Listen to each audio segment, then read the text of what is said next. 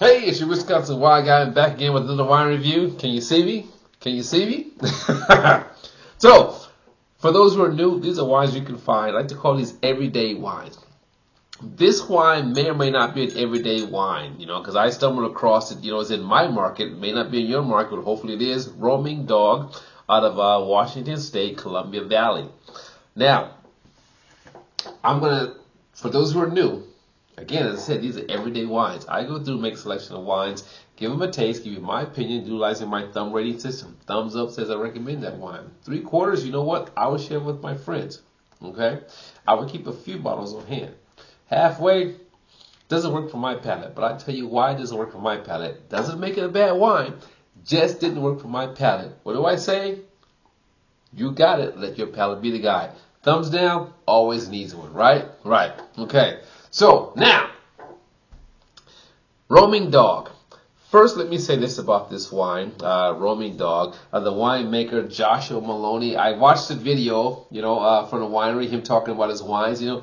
This is straight up, simple, easygoing guy. I don't know the guy. I don't know him. But I like how he just talked about his wines in a simple format, and it's like unassuming, unpretentious. Like, wow, that's really cool, to see that. So if you get a chance, you go to this website, Roaming Dog, and watch the videos about the wines. You see the guy just like, this is an ordinary guy talking about the wines that he makes, right? So now, Roaming Dog out of Washington State, something he says in the video that caught my attention was the wines, Columbia Valley encompasses a lot, just like California. There's sub-regions within the big appellation. So Red Mountain, some of the fruit that produces Cabernet, or the Cabernet itself, comes from Red Mountain. Okay? Which basically he was saying, I looked it up, it's like, wow, that's a pretty, decent area, right? Okay. So he has some of that fruit in here, I did find it also, this is a blend of Cabernet, about 81%, 82% Cabernet. So, as long as it's more than 75 or 80%, it's like all Cabernet. So you can say Cabernet on the label. So it's Cabernet with some Merlot and Malbec on the finish, right? Coming in at 14.5% alcohol. This is year 2020. You can find it on sale, maybe $9.99. Retail price $14, $15, maybe $16 a bottle. Okay, depending where you shop for wine. So there you have it. We're gonna give this a taste. And because he was unpretentious, hopefully the wine itself is unpretentious. We're gonna find out, right? So there we go. Let's get a look at this wine. So again, what's it? Cabernet, Merlot, Malbec. All right. Even though it's a Cabernet, because of the percentages, I like to call these wines a blend. That's just me. It's a blend. Okay? You do what you want, but if there's other grapes besides Cabernet, it's a blend. If there's other grapes besides Merlot, it's a blend to me. All right? If you have a chance to try 100% Cabernet, you'll understand the difference. All right? There you go. That's my soapbox speech. So now, let's get a look at this color here. So it goes from a light burgundy down to a deep burgundy, almost purple. So the coloring on this is really nice, and I'm going to attribute that to like the Merlot combination of Merlot Malbec. Which reminds me, I need to do some more. I need to do some more or do more Malbecs. I'm trying to find not just Argentina, but Malbecs from France, Malbecs from other parts of the world, especially from France, from the Cahors region. Okay, Cahors. Malbec's origination. Okay, of course you got Malbecs, coming out of Bordeaux, but I want to do a series on Malbecs because now my thing is doing a series, on regions or grapes, or countries, So I want to do Malbec, and see what I can find on Malbec. So back to this one here, Roaming Dog. On the nose, 18 months in American oak? You pick up some spice, some cedar notes. Then you get subtle hints of vanilla. Subtle, soft, okay? But the fruit comes through. some herbaceous notes, subtle herbaceous notes. He says tarragon. I'm just going to go to herbaceous because it doesn't smell like tarragon to me. I'm going to have to go, after this video, go smell some tarragon and see. And if it does, I may come back on another thing and say, yo, I smell tarragon. But yeah, I don't get tarragon. But I do get herbs. I can't pinpoint the herb itself. I would say oregano over tarragon, but that's just me. All right. Dark fruit, spice. I mean, the nose is nice, but definitely dark fruit. I can definitely pick up that Malbec coming through. It could be a combination of the Malbec and the Merlot, but that Malbec is coming through for sure on this wine here. Now, let's get to the taste. Ooh, plum. Plum, just all of a sudden, just boom, popped out there, right? So now let's get to the taste of this wine. I'm just having such a great time smelling it. What do? Two-step process. First step, acidity. No acidity, no play. Who wants to drink a flabby wine? You might as well drink water, right?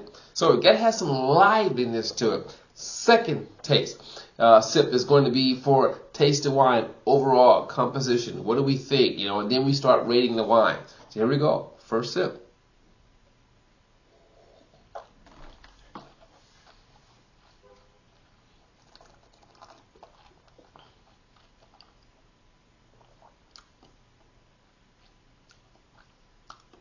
Okay, mouth is watering, great acidity, tannins are smooth. Can't say silky, can't say soft, but smooth. Okay, they're there.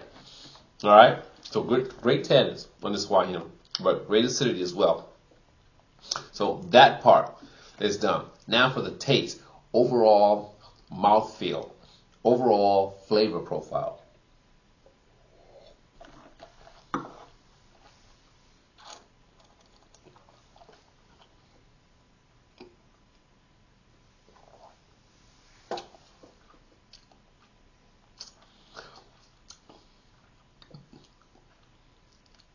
It has a good body to it. With food, I'm sure this will just explode. Now, the flow across my palate, very balanced. Okay? Across my palate, very balanced. Definitely pick up the fruit. It's not overly fruity, but it's there. Pick up the cedar notes or the wood notes. Pick up that. Then in that finish is subtle hits of the vanilla. Because American oak. Finish is like short, medium. Okay? It's there, but short, medium. I don't know about you, but my palate changes over the years.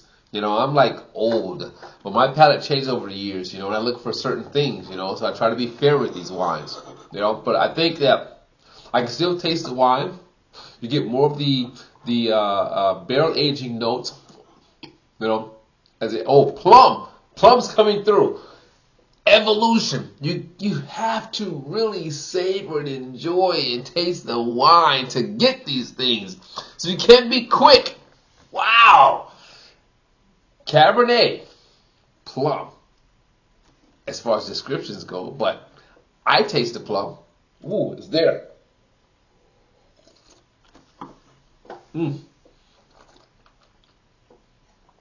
Okay, now, there we go. With food, I think this wine is going to be fantastic. Okay?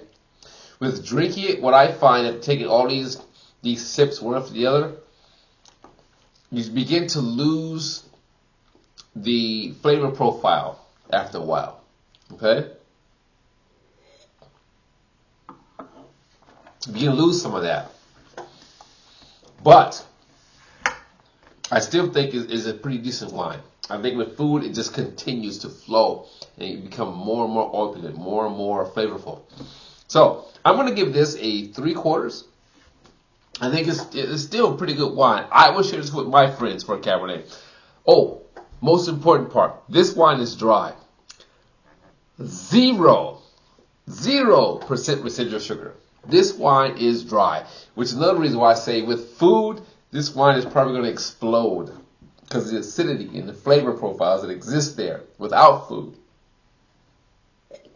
I'm going to go 3/4. I'll tell you why. Because on its own, as I drink the wine, because most people don't drink wine with food. We're in America. We just drink wine. Right? So, as you drink the wine, for myself, you begin to lose some of its nuances of its flavor and its character. With food, I'm sure it's always there. So that's why it gets 3/4 for me. All right?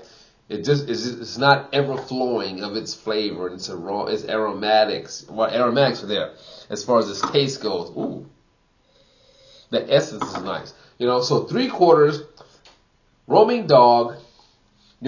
I'm close to a thumbs up, but 3/4, maybe in between, but 3/4 is going to be it. Give it a try. Seriously, give it a try. If you can find it, let me know what you think, because I want to know. Your Wisconsin Wine Guy wants to know what you think about this wine. So, it's your Wisconsin Wine Guy sending you always, as I pour more wine. I'm going to see if I can find some food with this one too.